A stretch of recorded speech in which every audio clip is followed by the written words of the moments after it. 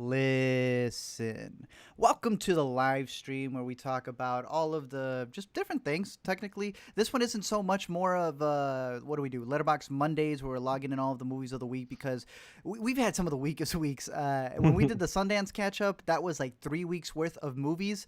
We haven't scratched the surface on that many. I don't even know if I can make a full top 10 out of everything that's come out, but I know Zach has rewatched some stuff. But at least come next week, I do want to catch up on all of the other movies. Not to say that we're not going to talk about movies, because obviously we always end up having some discussions with y'all, but this is going to be more just catching up on a lot of the stuff.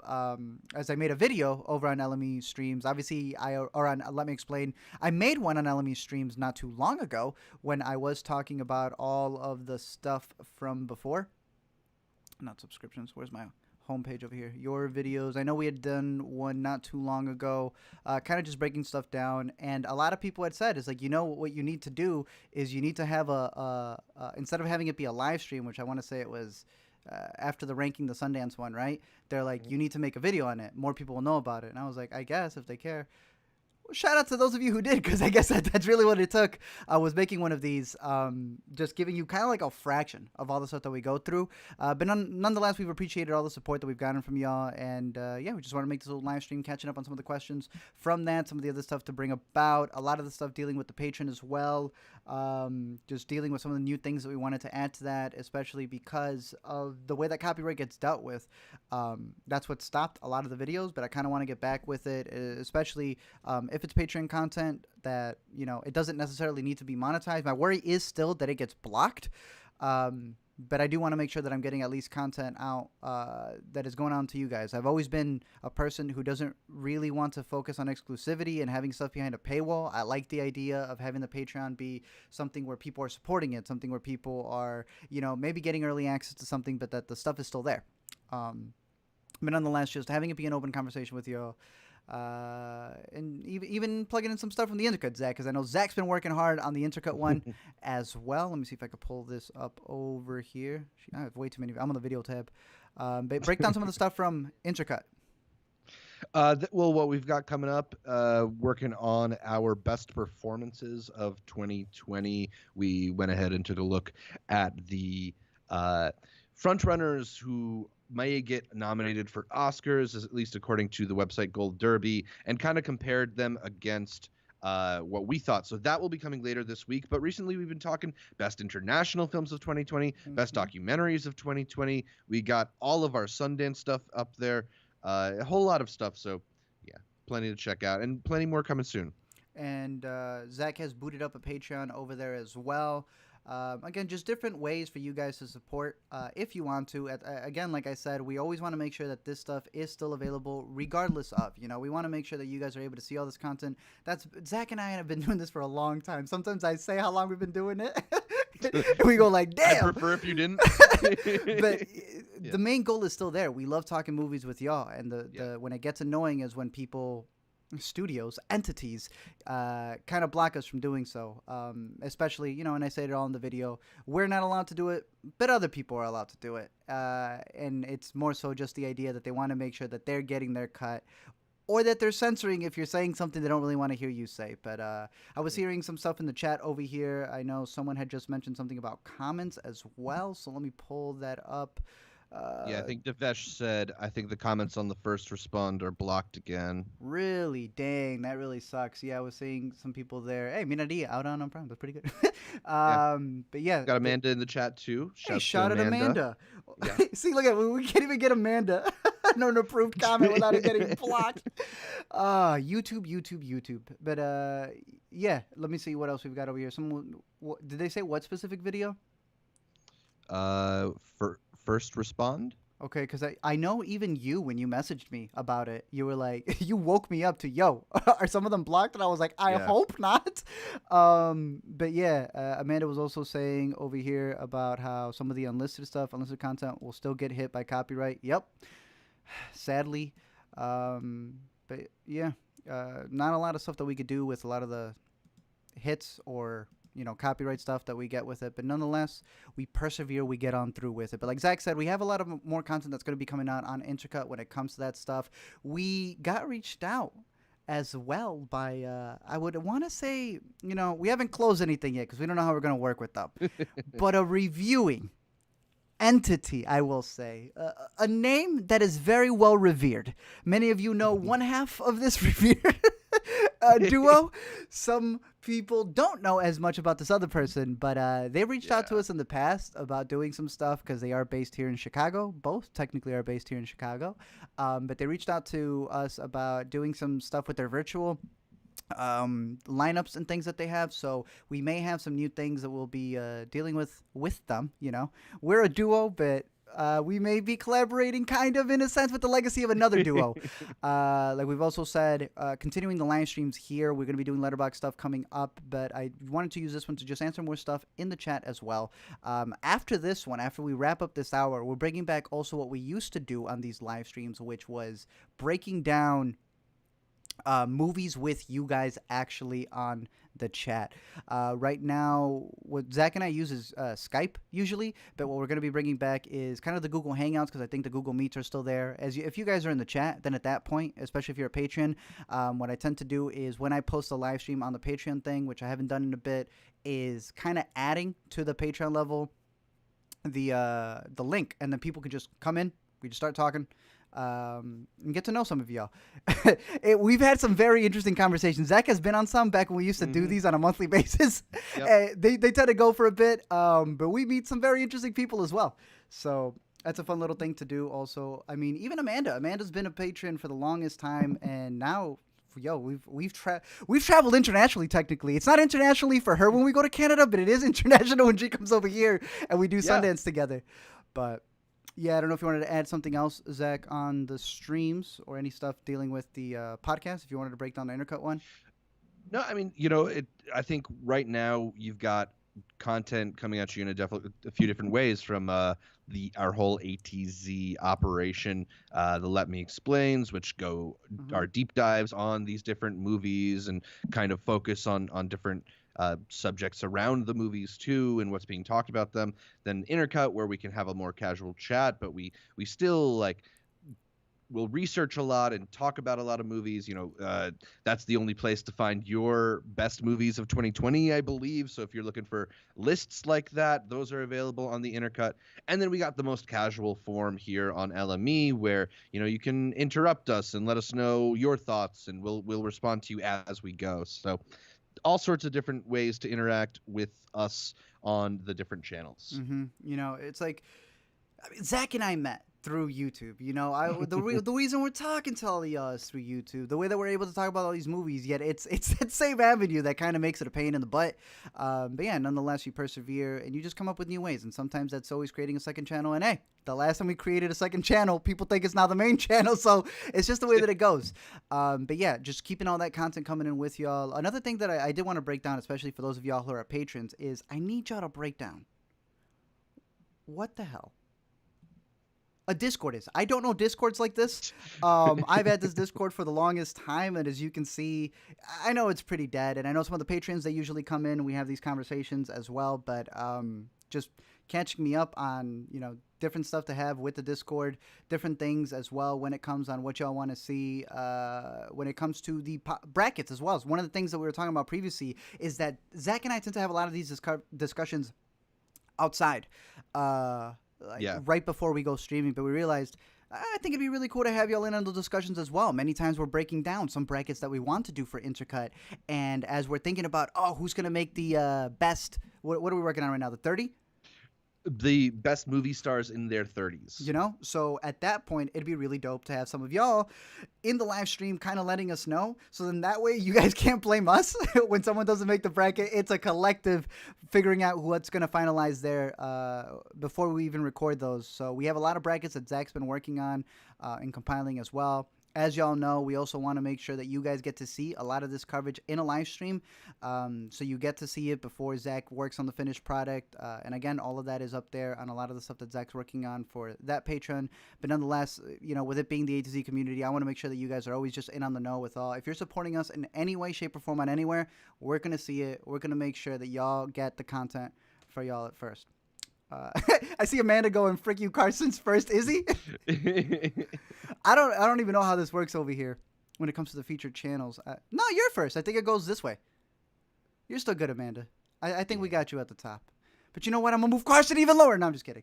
But yeah, when it comes to all this stuff, we just want to make sure that it's still working and that we're still able to get it to you guys. So I know we did have some movies we wanted to shout out. We may not get too in-depth in them, but Zach finally was able to catch some good stuff. Yeah, so last time we live streamed, I hadn't caught up with Test Pattern yet, which you I know you were able to see. And I just wanted to circle back to that one because I was a little bit blown away by this debut.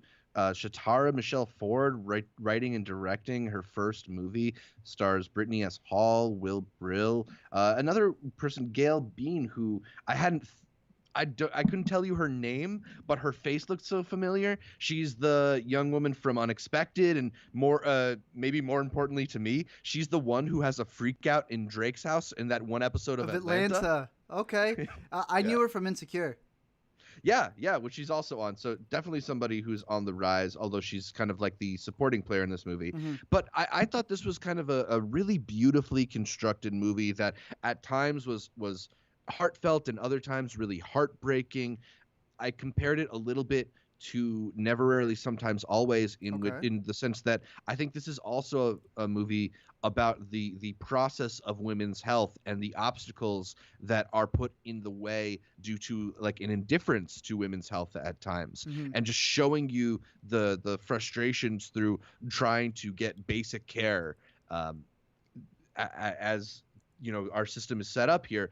I was, my heart broke several times in this movie for the central couple who just act with so much empathy throughout. I think in a lot of ways, the couple at the center is like a model for how to handle this type of situation, even though they're both clearly dealing with a lot of emotions that they're trying to suppress. And to me, I felt all of it from this movie. I think it's so clear in how it outlines its characters' journeys. I was really, really impressed by it. There's a whole sequence to the Dance of the Sugar Plum Fairies that's like upsettingly hilarious. I really, really like this one, man. I think it's gonna stick around close to my best of the year lists. I feel you, dude. I really like this one as well. I'm going to rank it right here because I was listening to a bunch of her interviews after we got done recording from that week, and I went into it, and dude, the director went, and I think she said she maxed out like 9 credit cards to make this movie, I think is what I had brought up.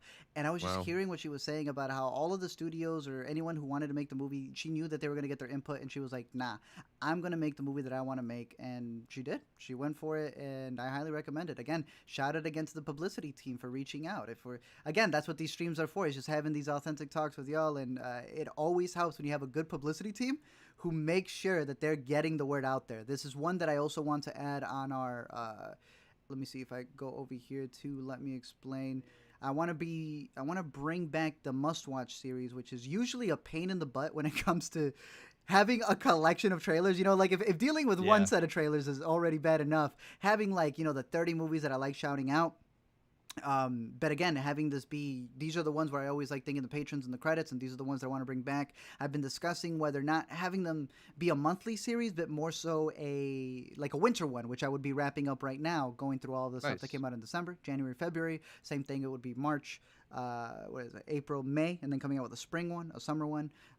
Nonetheless, kind of having those be a thing where I can break them down in terms of genres. And Test Pattern would definitely be one that gets on there.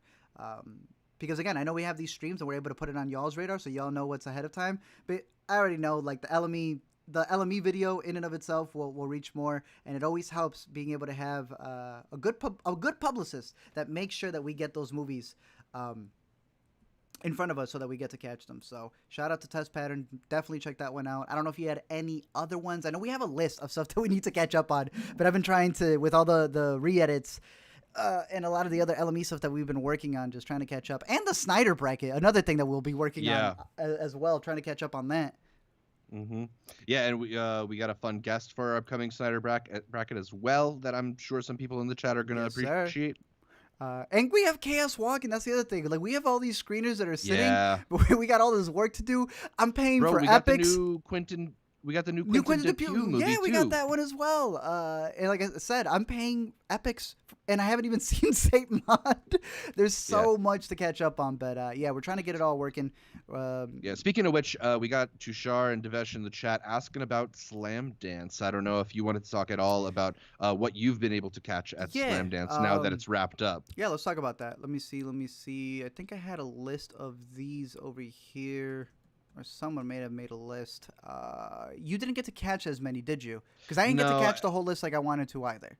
Yeah, I got stuck with edits, so I'm a little bit behind on that stuff. But I know you caught at least some of the big ones, especially I saw that Taipei Suicide Story was the one that was the big ended winner up winning. at Slamdance. Yeah, that was a big one. I guess I might as well just search it up unless I guess someone's got a list over here. Shout out Denny. Because I know the A to Z list is only the movies, but right here, I believe this one ended up winning. So Taipei Suicide Story, it is so short. We talked about this a little bit when we were wrapping up the other stream, 45 minutes long. I believe it's already done, but I thought that it was really cool that Slamdance was able to do something in where, it was already $10 to catch the entire festival, but you know what? $10, and I think they gave you the weekend to rewatch all of the winners.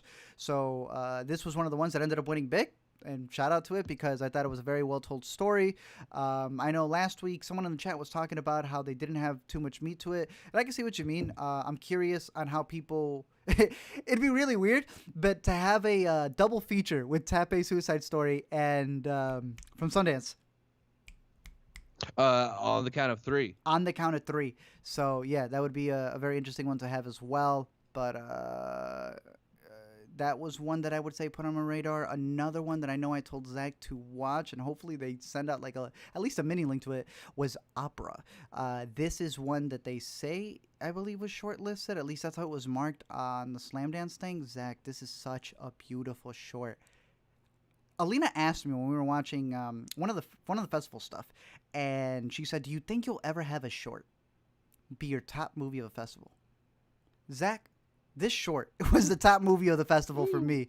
Okay. So, yeah, I saw it's only 8 minutes. I saw this forwards. I saw this backwards. I thought it was a very, very, right now I'm going to give it a 4.5. I really like this one. It pretty much shows you this entire society in this like miniature, but it's zooming out and in at this miniature. I would compare it to this Windows short. I don't know the name of it off the top of my head, but it played at TIFF where it showed you an entire apartment complex and it just showed you everybody's lives through the windows all at once. This does it, but it's going up and down this mountain where it's showing you this two sides of this village and how the whole thing works. And you can pay attention to different aspects of it as you're watching it, and as you're rewatching it as well. I absolutely loved it. I do hope it gets. I hope it gets the nomination as well. And I'm hoping it gets some sort of release because we always talk about how these shorts don't necessarily have like a platform, but with Netflix, a lot of these streaming services are pulling up and they're doing a lot with it. So yeah, those were two that really stood out to me. I know a lot of people in the chat were recommending some docs like My Frit, I believe, or Holy Frit was one that I didn't get the chance to finish watching. I'm trying to think. There was a lot more shorts that I ended up catching. But I'm gonna try to do a top 5 because I know I have a top 5. I just don't have the list on me right now. Nice. Devesh agrees with you. Says Opera was amazing. Dude, so yes, very good. Let's see. Yepits Howard says, shouldn't y'all be fine if you just edit the hell out of the trailers? Yes, but even then, I think it's a completely different game when you get like 100K. It's really weird because then there's more like eyes on it. And they flag it easier. A lot of the things, I brought this up the first time that we did the YouTube video. If I pull up the actual thing over here. The first time I worked on a like YouTube conspiracy thing, and I think I mentioned it in this video as well. Watch me get claimed by my own damn self. Right. I had it somewhere here. I guess I'll just search myself up. YouTube LME. The first time I had made a video talking about all the problems we were going through on YouTube, it's not even popping up. I went back to watch it, and I was like, damn, I already said all of this stuff. Yo, is it gone? What in the world? Is it not on your back end? There she is. This was from like a year ago, and a lot of the stuff that I talked about here was literally how a lot of my videos would be fine until it literally crosses the 100K fold. And I was like, I think that's pretty dumb. I mentioned a little bit in the previous one, the newest one that we worked on, how when I talked to a fan, because you end up making fans in the craziest places, Zach, I was told that that's actually how the algorithm works. They are waiting for you to pass a certain threshold. And I was like, all right, that explains why every single time they crossed over 100K, it was getting hit. So it's like a damn if I do have a video that makes it well, but then it's damn if I don't, because then it's like, wow, I can't have my video get too popular. Yeah. But yeah, even then, that's also more editing that comes through it. But I've always been really big on, editing it to the degree where it's only like 5 seconds so that the robot never hit it. But then it turns out that the manual thing is also a robot because it's just based off an algorithm. And then I look at other people, big outlets, and they get to play an entire trailer before an interview, an entire all these things. They don't have to deal with it. But again, I was seeing today, I think it was like Variety. It was sponsored by Netflix. So I was like, well, that explains it. But yeah, that's to answer that one right there. Neola Flame says, can you say hi to me? Say hi, Zach. Hey, how's it going? Thanks for joining us. Have you heard anything about the movies coming to Sundance? I think Wolf of Snow Hollow director said he had a project. Yo, he's got another movie coming out? Yeah, it showed at Berlin, although interestingly, it's the one movie at Berlin that was not available in the virtual cinema. Mm-hmm. I don't know why Jim Cummings decided to do that, but that's weird. Well. I don't like that. I don't like that it either. Nope. But I'm not a fan of that. It might be at South by. Okay. That'll be interesting. I'm trying to pull that one up. Devesh also brought up with Slamdance. He said his one problem was there were so many films about filmmaking, which gets dry over time. He said maybe just because it's his first festival. That's sort of an interesting thing that sometimes happens when you do a film festival. I think we were talking about this back when we did New Fest last year, which is a festival focusing on LGBT stories. You watch a lot of festival movies and you end up finding a lot of similar themes. Mm-hmm. So for fest like New Fest, obviously you get a lot of coming out stories, and then Sundance, it's a lot of these first-time filmmakers, and you end up sometimes getting like a string of 5 coming of age stories in a row. Yes. So different festivals will sometimes give you that feeling of sameness, and hopefully it's just the best ones are floating to the surface. Mm-hmm. I don't know why it's dragging to put up over here, but yeah, I agree. Someone had asked over here. Well, first, shout out Mother Russia. I'm up at 1 a.m. in Ireland to watch this. Appreciate it. Devesha said, do y'all have press access to, Berlinale? A lot of these like foreign ones, you try to search them up on like Twitter and any of these things, but they don't go by their Twitter name. I always find that to be like really weird. But no, let me go on a little bit over here for this. Yeah, when it comes to these types of festivals over here, sadly, we still need to be there. I'm really big. Like Zach was just saying, I am not for this idea that, we're just suppressing the internet, which the whole point is that we're able to reach the most people possible. And even here, they're really big on stopping VPNs. They are creating, I always make this joke about bulletproof vests.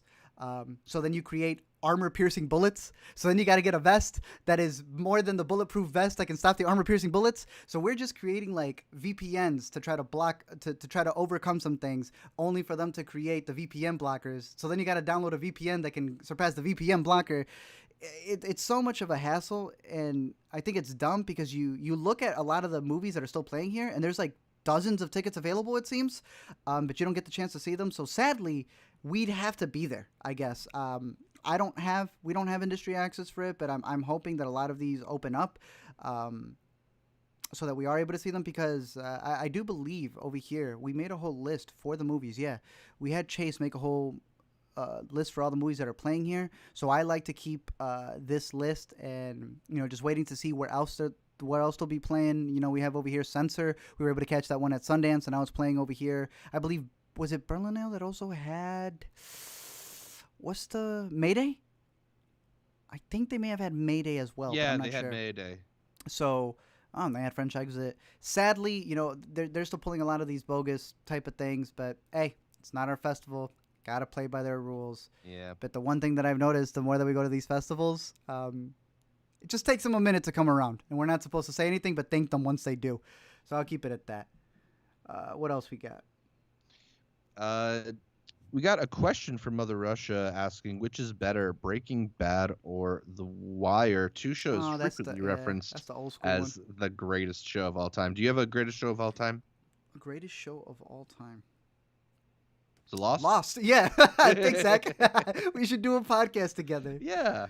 No, for me it's Lost. Between Breaking Bad and The Wire, like I'm always going to say that The Wire, just because it's like, to me they're tied. It just depends on which one I rewatched recently.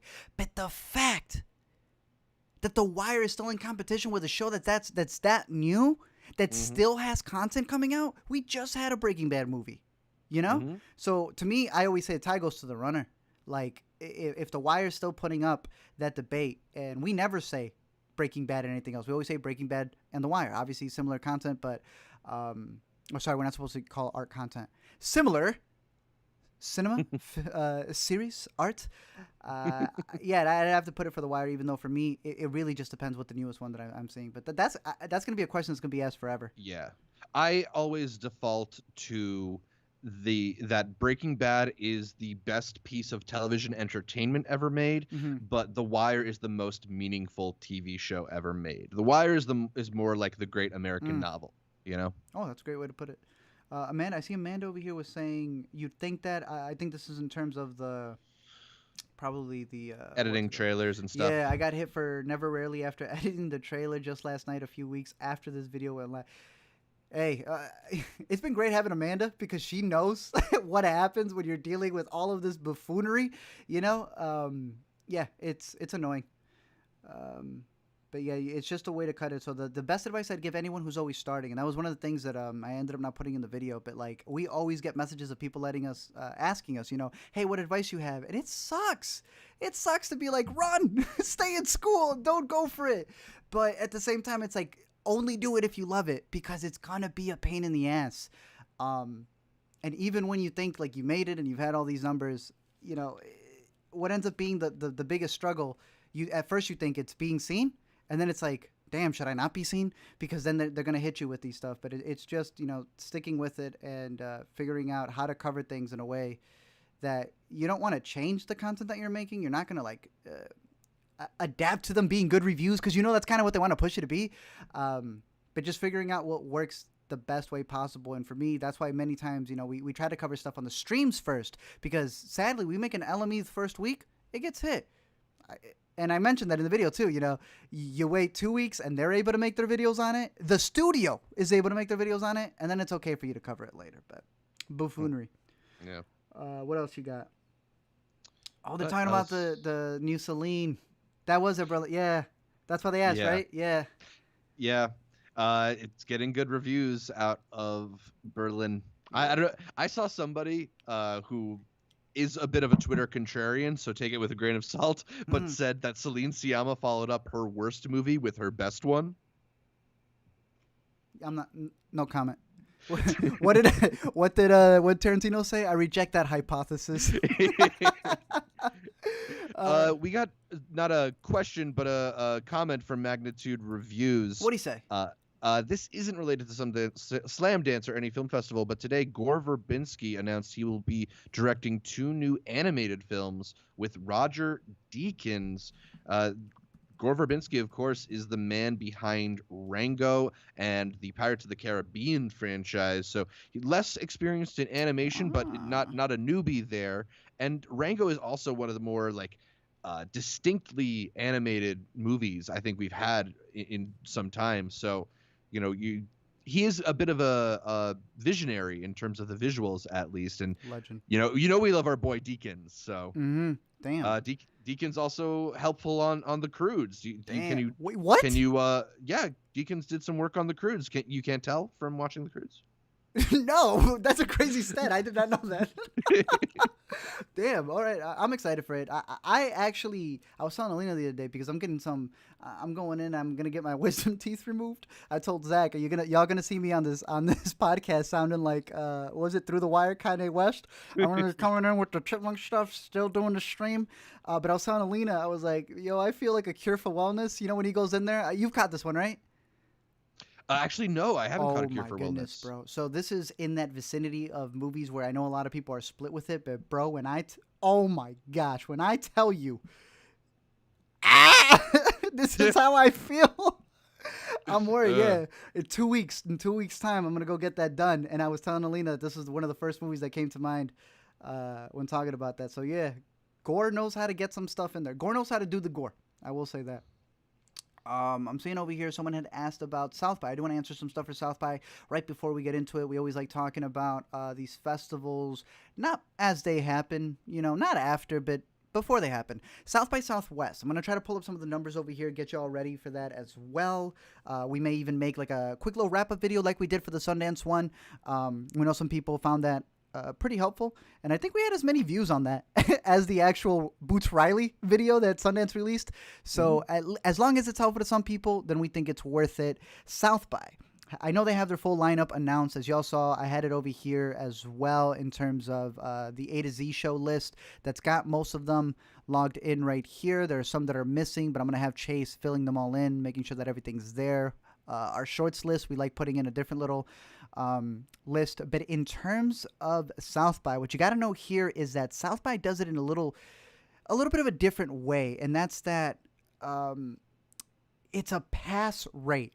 Now, when we were announcing a lot of the stuff for Sundance, even before Sundance came out, even before Slamdance came out, we told y'all what are the best things to do for Sundance in terms of the passes, how Slamdance was $10. I told y'all it was $150 at the beginning of the year. And the way that South by works is that after January, they boosted up and it went up to 200 something.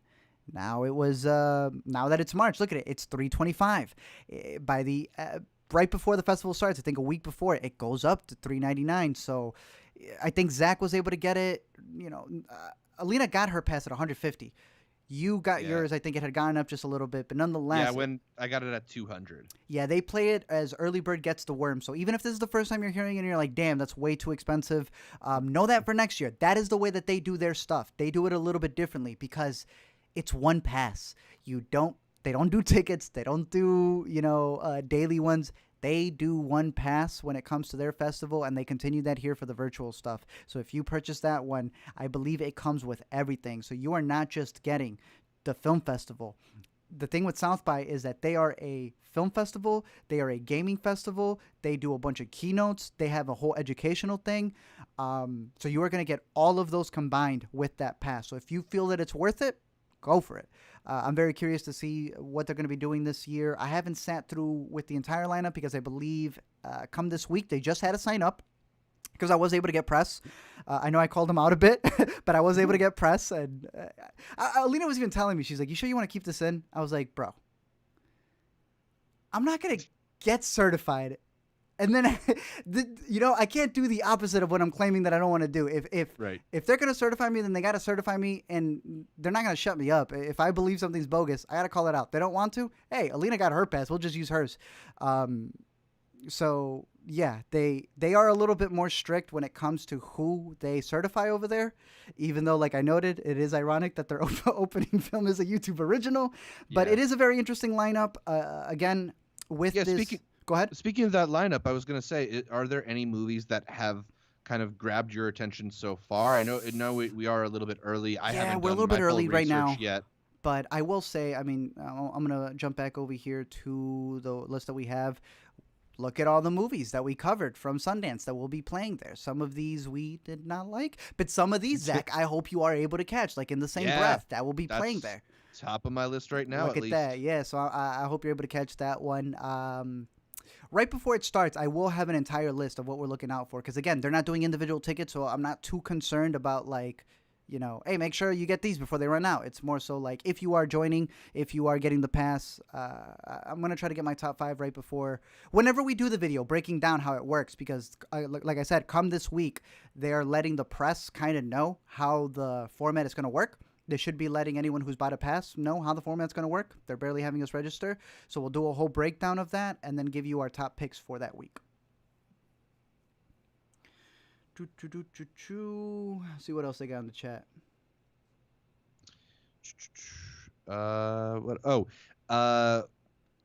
Waluigi 13 is joining us from France right now. Hey, damn. Okay. Asked, what are your thoughts on Avatar: The Last Airbender getting their own animation studio after dropping the Netflix adaptation? Do we know if they're keeping the original people? That's my big thing. I don't know. Now, I'm not one to speak about it because I don't know. Have you caught up with it? No, so I've never seen any How of the Avatar dare series. So you? I know it's I like the haven't either. number Don't one worry. thing that Yeah. The Avatar fans are strong, bro. They'll let you know. I feel like of the shows that get recommended to me in like my personal life, that's the one that people always say. Yeah. No, I'm excited for it. I own all of Avatar. I own all of what is it, Korra that follows up. Alina is a massive fan, and everybody is always telling me to watch it. And I always try and go like the Shyamalan one, and then they get really mad, and then I just have to like log off for the day. But this is one of the ones that I always say, come at December when everything's going well and we're caught up with stuff, which seems to never be ever. I do want to sit down, catch up with all of this, but I am more concerned in them keeping the original creators. I guess it says right here, if the original creators are staying, I think that's better because what I really hated about the Netflix one was that they kicked them out. And at that point, it's like, I haven't even caught up with the show, but I can't think of any property we're kicking out the OGs, the one who made it, that made you love it. Is a good thing. It's not. So as long as they're keeping those people, I'm excited for it. Am I excited for Paramount Plus? Absolutely not. Not only do I think that they're really done with it, I think Viacom is one of the scummiest ones. I think they're worse than Universal, and Universal is pretty freaking bad. Paramount Plus. First of all, Paramount Plus. They couldn't even think of a better name. I got thoughts for that on a bigger video. Plus Everything's a plus. It's pathetic, but yeah, we'll see. I hope it does well though. Yeah. I do want to catch up with it because I've heard nothing but great things. It's fantastic. Waluigi is gasped in French over our failure to have seen Avatar. What were they talking? Was it SIF? Which one's that one? Because I know a lot of that is Seattle International Film Festival. Seattle. Okay. What do they got playing there? So I don't think they've announced what they're playing, although apparently tickets are on sale. Really? So yeah, okay. We'll be curious to see. I'm down. Oh, that one's April. Okay. That one's going to be doing April to April 18th. All right. So let me focus on the March ones, but I'm going to look into this one. Thanks for putting it on our radar. I was actually trying to go back to see how many festivals are playing. There's a wiki page that kind of breaks down every film festival in America, and I was like, damn, we got a lot. But that's a great way to play the game in terms of figuring out, if you can't catch something at a really big festival or maybe you can't get access to it, there's a lot of local ones. And I love the fact that we don't need to be in Seattle to get this. Last year, when you were remember you and I were hunting down tickets for one night in Miami? We were checking Middleburg. We were checking Miami. Just going festival to festival. It's playing in Memphis. Check out Memphis. That was great. I love that. I know it's not the same as being at a festival, but there's a nice little experience trying to hunt down these tickets over there. So, yeah, I'm going to keep this one on my radar for sure.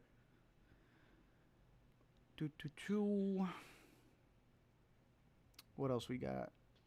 Devesh just said Stephen King ? What about Stephen King, Devesh? I know I had to re-upload that one for that again. Speaking of Paramount, what's the Stephen King one? Pen Cemetery. I had to re-edit that one, and I guess it just helped me putting. I was telling Zach, literally some of these, all I need to do is put the copyright claim over the footage, and they seem to not care. So I guess maybe he's shouting out Stephen King for that. So yeah, shout out Stephen King. Yeah. What else we got?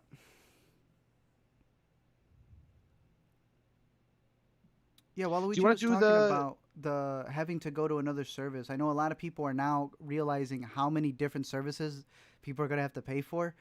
And I will say this about Paramount Plus. Do you want to know why they got the upper hand?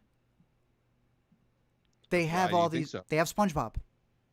Yeah. They have Nickelodeon.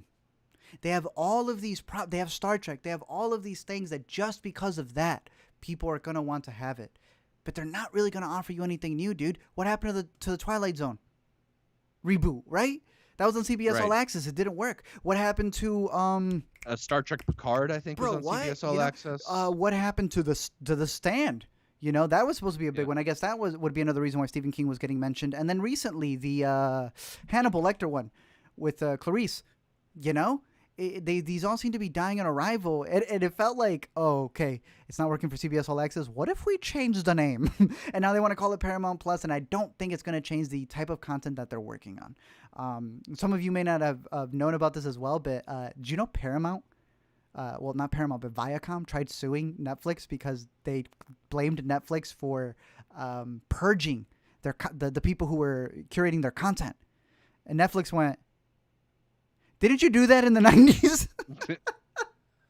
Viacom is goofy. I always tell people to search up that Viacom versus YouTube. Let me pull this up over here. If y'all don't know about this thing right here, search up the Viacom versus YouTube deal. I wanted to get into this a little bit in the video that I did, but pretty much that's like a whole other subject. It is so dumb, bro. Viacom tried suing YouTube, saying, "Yo, you're uploading all of our clips. We want to sue you." And all the people that Viacom was, all the shows, the people who ran the shows themselves, they were like, actually, all these clips being on YouTube kind of help. And Viacom was like, nah, we want the money. And they sued YouTube because they also wanted the data. They wanted everybody's personal viewership data. This happened when did this happen? This was happening in 2010, dude. Because it went through and YouTube had to gather all that data. You want to know what they found? It was Viacom uploading these clips and pretending to be regular accounts. They ruled it against Viacom. They told Viacom to go screw themselves. And then, what do we have now, dude? What do we have now? All of these corporations, all of these channels who don't like YouTube, but who's on the trending page? Where are they hosting their trailers? Where are they doing all of this? It's on YouTube. Nobody ever leaves YouTube. It's this new platform that everybody loves. It's on demand, and these channels don't know what to do about it. So what have they done? They've created these MCNs. They have these stupid lawsuits in their back pockets that don't make any sense. And even with this lawsuit, it proves how much more of a reach you have when people are seeing these clips. But they're money hungry. They're money hungry. So yeah, read up on that if y'all ever had the chance. It is insane how that worked out. So yeah, I do not like Viacom. I do not like Paramount. Switching topics just briefly again. Have a couple people in the comments asking about the Golden Globes. Ryan Lee just said, what do we think about the Globes ratings getting progressively worse year to year? Yeah. How do you think award shows should balance recognition versus entertainment?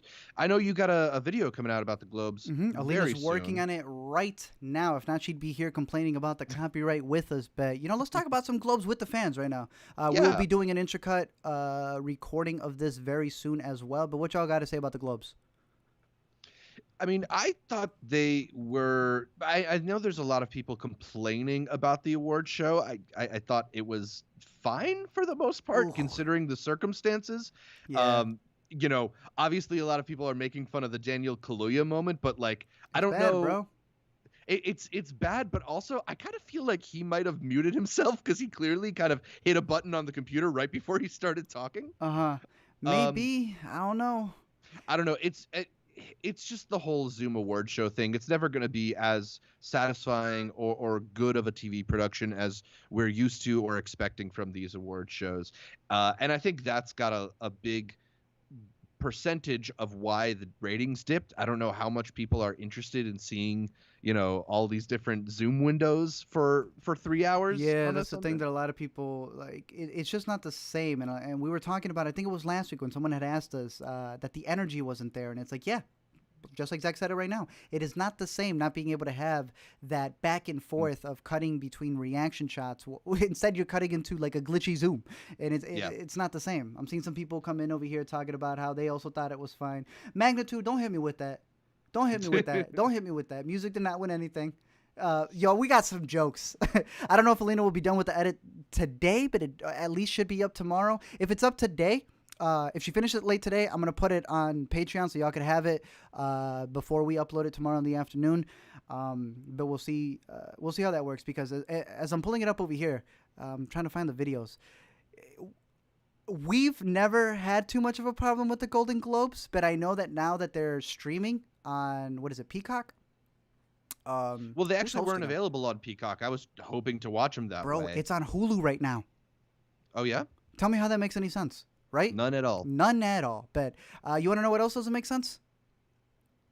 That I can get hit, but Variety, NBC, and well, obviously NBC can, but Variety, I saw there was an IMDb one. The IMDb one is just highlights. I've never gotten a hit for a Golden Globe one, so again, I'm not gonna hate them for something. But hey, at least they've been ones where if everybody else can talk about the Golden Globes and use footage, I should be okay with it. But just in case it disappears, just know that would be why. Because we are bashing the Golden Globes a little bit more when it comes to this one. Someone had mentioned the ratings, and bro, they're nasty. Do you know how much it dipped? I think it was 63%. It went from 18.1 to 6.9, bro. That's sad, man. That is very sad. Someone was talking about. Let me look at it over here. They compared the numbers from the the Republican convention, bro. Some people don't even know what CPAC stands for. How are they pulling in bigger numbers than the Golden Globes? Come on, like the entertainment industry is just losing it. We were talking about the Emmys. Same thing was happening with them. They're losing numbers. We're talking about a period in time when everyone's at home and somehow people aren't watching this. So it's they're gonna have to switch some stuff up, and I think that they waste so much time. I mean, yesterday they wasted a lot of time trying to cover up all of the reports that came out in the Golden Globes, but they also wasted a lot of time with commercials. So those are plenty of things that they need to switch. Yeah, Magnitude mentioned that he really enjoyed the moment where Chadwick Boseman won. That was definitely one of the highlight moments with His Chadwick wife Boseman's. has been killing it.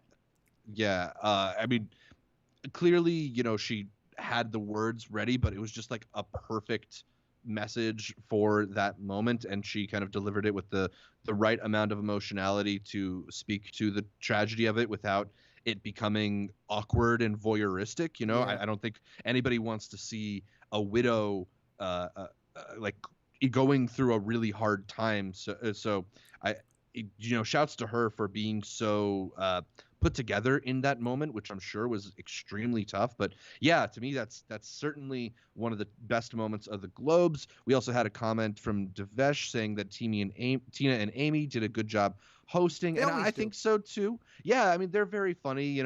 Obviously there's some difficulties when you're bi-coastal, which weirdly they were, one of them in New York, one of them in LA. Does that make sense to you?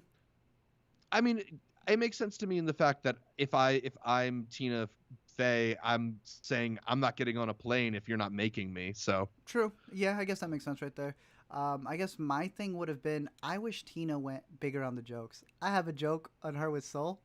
And I just, bro, come on. To me, comedy should always be first, especially if you're a comedian. And she had such an easy joke she could have made and just skirted the surface. Especially Ricky would have made it, bro. Ricky Gervais would have gone for it. Especially, I was kind of impressed how for the throat she went for music. Like she really went for music. Really went for music in a way that felt weird, given that it's nominated for stuff. Mm-hmm. But then it might be worth bringing up the whole controversy around your character in the movie that's also nominated. Right. Thank you. That's it. I have a pretty good joke in the LME video, Zach. I hope you like it because she should have made it. You want to know who did it? Tracy Morgan. Tell me that what this man pulled yesterday when he said Saul. What did he say? Did he apologize for it? Bro, I thought he did this on purpose. I don't even know how that happened. Oh, it's so funny. I thought that was hilarious, man. Oh, he really apologized for it. Sorry, Soul. I was thinking about the pizza I was going to get from my guy Sal on the way home. Oh, he did it on purpose. Tracy's a G, man.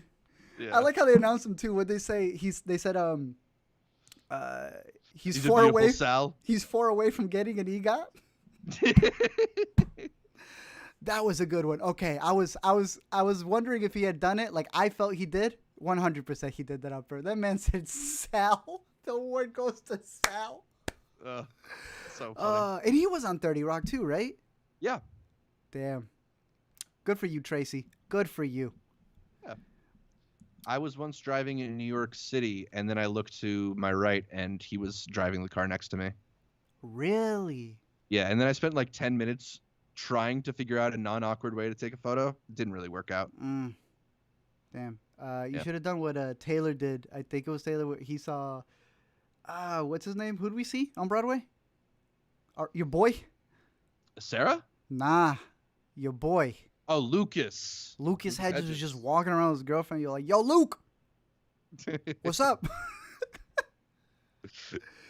Let's see. What else did they say in the chat about what they thought about it? If these award shows want views, they need to put them on platforms like YouTube or Twitch. It's very interesting, right? How they're worried about their numbers plummeting, yet they know good and well that a lot of people may not even be watching them until the next day. Like we said, hosting it on Hulu, which it should be on Peacock, but they're not even getting that correct. They should be simultaneously streaming these bad boys on their NBC YouTube channel, at least on the streaming service live to some degree, but they're not. And yeah, I don't know. They should be listening more, but they don't. I agree with Waluigi right here. I can't believe I'm saying this, but maybe award shows should take notes from the Game Awards and premiere movie trailers during the award shows.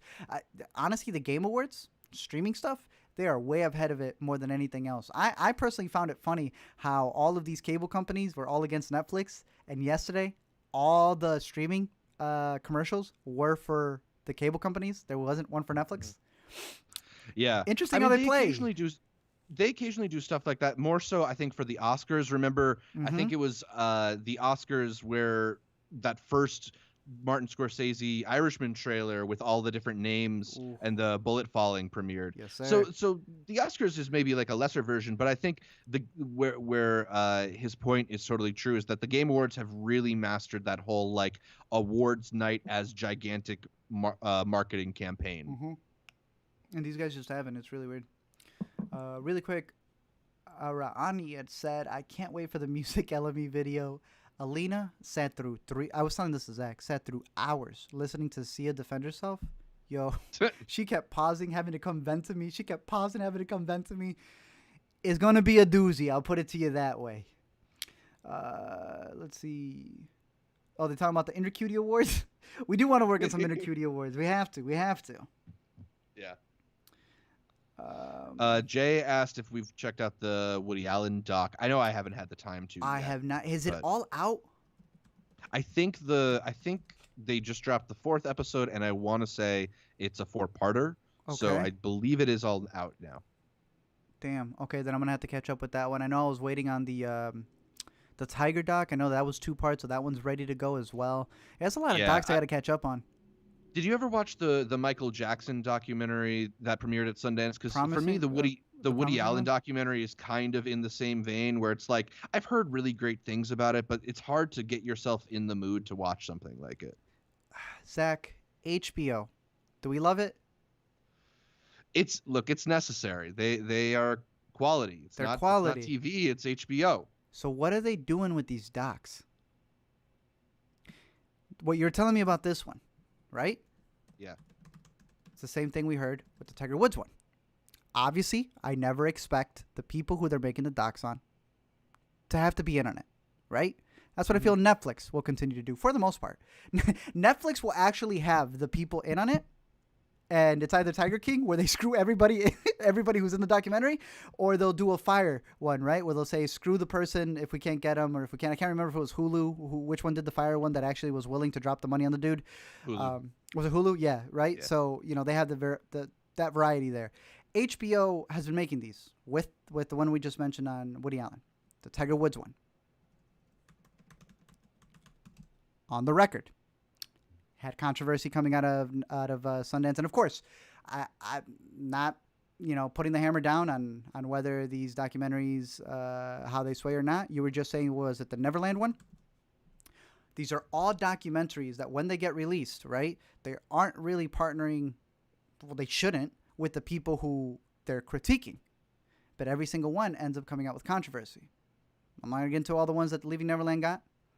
Not going to get into all the ones that On the Record got, with Oprah left it at Sundance, claiming inconsistencies, when the Tiger Wood one came out saying that it was more of a hit piece.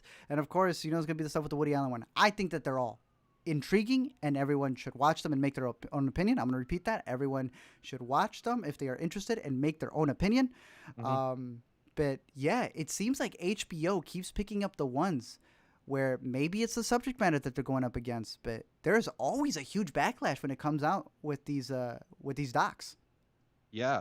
And I think expected, I guess.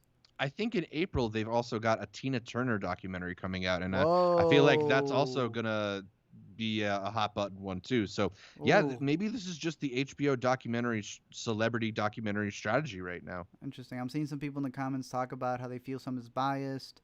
Yeah, Howard was right, bro. The Leaving Neverland one was nothing but freaking drone shots. Nothing but drone shots. But hey, we'll see. HBO, I don't know. I can't think of some docs off the top. I'm not gonna say that there isn't, but they specifically have had like a lot of docs where a lot of what they bring up as facts tends to get contested.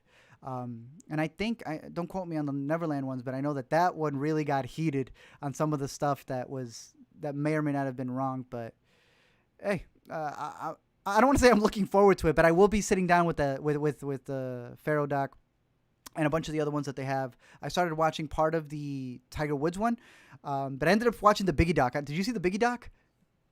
No, not yet. There's a Biggie doc on Netflix. Speaking of biased docs, because this is all done from the perspective of P. Diddy. He's the one telling the story for the most part. Yeah, and some closer friends, which of course, hey, that's not a retelling that doesn't need to not be told. Something just cracked over here. Yeah, everything okay over there? That I was hope loud. so. Something popped, bro.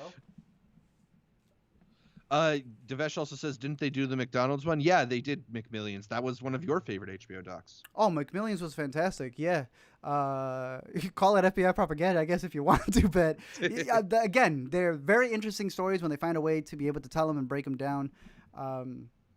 So yeah, but of course, documentaries are definitely the ones where, because it's not well, they have narratives, but because it's not fictional, you do have to take many of them with a grain of salt as well. I'm trying to figure out what pop, bro. All right, let's keep going. Calm Good Fire asked, when is the Raya and the Last Dragon review coming out? Yeah, again, we're gonna another movie we have. Yeah, I think we're gonna maybe do that. Might be a good after credits for Intercut. Mm-hmm. If you're not gonna do a full LME on that, but do you want to do just a quick thumbs up, thumbs down on Raya? I have not seen it. Oh, you didn't watch it? You have. Tell me. Okay, well, I liked it quite a bit. I think it's nice. a really fun, Disney animated movie, kind of epic journey with good characters and fun moments. Yeah, I kind of want to watch it again and see how high I rank it against some of the other animated movies. But it's really solid, really fun. Awkwafina is quite funny in it, so I dig it. Where is this? Gotta go all the way down here. How does Ryan come out before Raya? All right, so the big question, though, because we know that they're pulling the exact same thing on Prime or on Disney Plus, like they did with Mulan, which is they want you to drop $30, and then is it worth the $30, Zach? I haven't seen Mulan, but based on what I've heard from you and other people, it is definitely worth more than Mulan. Okay. More people will. Look, I don't know if I would pay $30 to watch this by myself or just to watch it with my girlfriend. Yeah. But if you got a whole family together, if you got your vaccine, if you're hanging out in crowds, yeah, $30. I would drop that. Okay. Because I know you could wait 3 months, and again, I am not a big fan of the way they do their model. I would rather them put it out for rental and have it be the $19.99, and you can watch it from anywhere, because Disney's really they're like Apple. They're creating this ecosystem where you just stay there. If I buy Mulan, which I did to make the review, I buy Raya. Those disappear if I don't have a Disney Plus account? Yep. That's jacked up, bro. I don't like that what they're building, and we're only 2 movies in. 5 years down the line, if people are actually buying all of these movies, they don't even get to keep them, because according to their rules, they have to continue the subscription base. I'm not a fan of that. Very much not a fan of that. But $30, you get it at home. If not, I believe it's 3 months? I think it took Mulan 3 months. Yeah, something like that. So, if $30 feels like a lot to drop, just wait. You won't have to wait that long, especially these release windows are getting shorter and shorter. Yeah. But it's really good. I do really like it quite a bit. All right, dope. All right, man. Let's wrap this up here. For those of you who are on the Patreon, I am going to drop a little bit of a link to have just a little bit of a longer conversation if y'all just want to jump in on the Google Meets thing as a part of the new Patreon things that we're bringing back over here.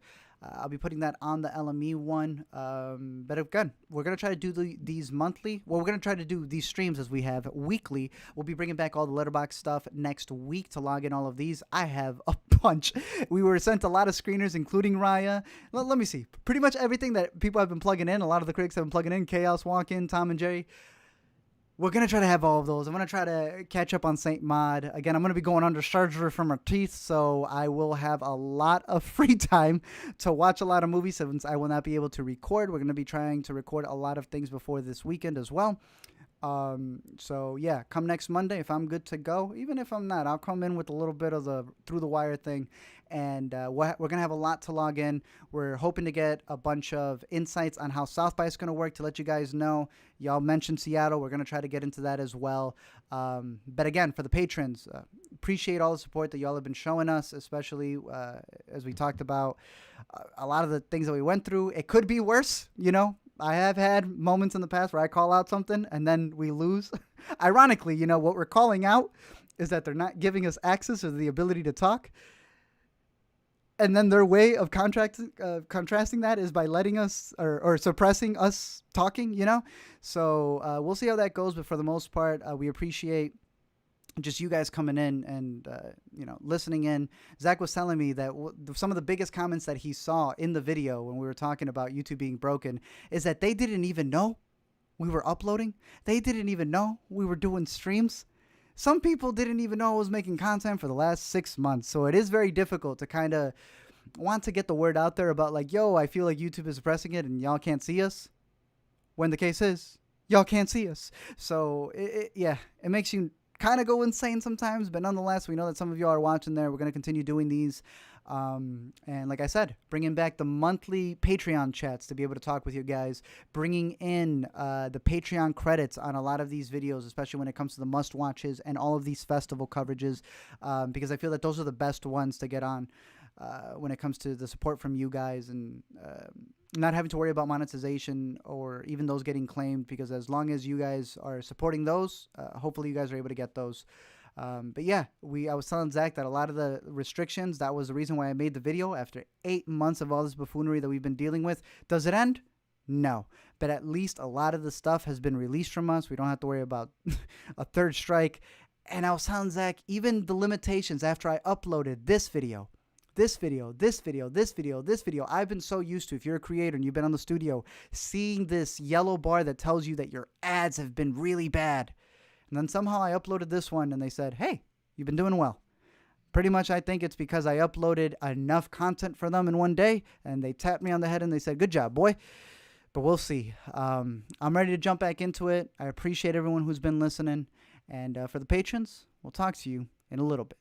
Take care. Bye.